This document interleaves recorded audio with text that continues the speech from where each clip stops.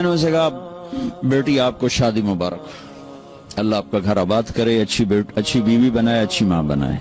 आपके लिए हमेशा दुआ की है। जब भी आपकी खबरें छपती थीं बदनामी की तो मैं आपके लिए दुआ किया करता था और तमन्ना करता था कि मेरी आपकी कभी मुलाकात हो जाए। तो वो रो पड़ी, उसकी आंखों में आंसू आ गए।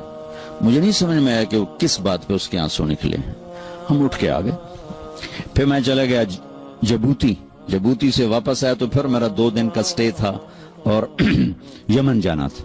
तो दोनों मियाँ बीवी खुद आ गए जिस होटल में मैं ठहरा हुआ था।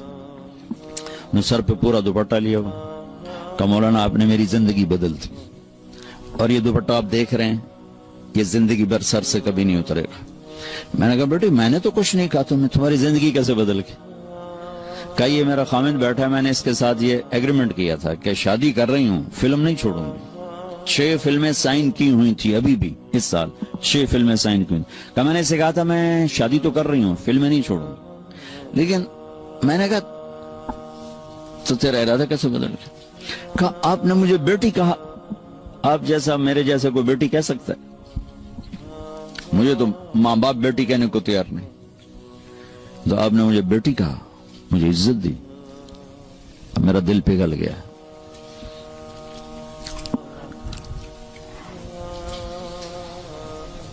तो हमारा काम तो करीब करना है ना, दूर करना तो हमारा काम नहीं है। तो उम्मत में इख्तलाफ तो सहाबा के दौर से है, नबी के दौर से है। बुखारी देखो, मैं वहां चूंकि सारी तिजारत दुनिया में उधार पे चली गई है, तो वहां फैसलाबाद का एक बाजार है सूतर मंडी, जहां अरबों के कारोबार रोजाना होते। तो रोजाना सिर पाट रैन गरीबान पाट रैन, तेरी माँ ते तेरी फलानी ते तेरी फलानी। तो मैंने एक दफा उनको जमा किया, मैं कहा देखो भाई या उधार देना छोड़ दो, तुम्हारा ज़र्फ नहीं है तो उधार देना बंद कर दो।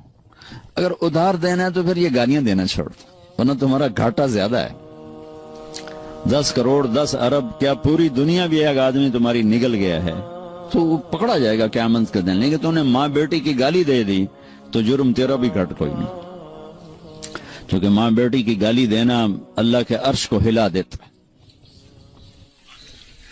तो भाइयों आपसे गुजारिश है, अच्छे अखलाक के साथ यहां जिंदगी गुजारो और मुसलमान बन के रहो, उम्मती बन के रहो, उम्मती बन के रहो।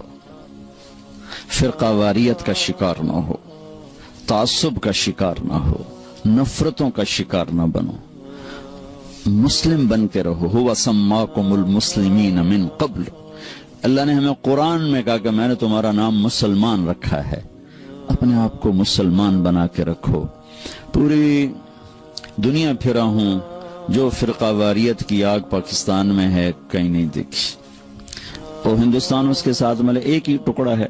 बांग्लादेश में भी इतने, लेकिन हिंदुस्तान पाकिस्तान में नफरत की इंतहा है। तो आप लोगों के रूट्स चूंकि वहीं से हैं, तो मैं आपके सामने हाथ जोड़ता हूं कि बतौर मुस्लिम जिंदगी गुजारो, बस सबको गले से लगाना सीखो। मेरे नबी ने तो मुनाफिकों को भी गले से लगाया कि अपने आप से दूर नहीं होने दिया। हालांकि आप तो अंदर देख रहे थे कि ये सब मुनाफिक, लेकिन अपनी मजलिस से किसी को नहीं उठाया कि तू मुनाफिक है, उठ जा मेरी मजलिस से।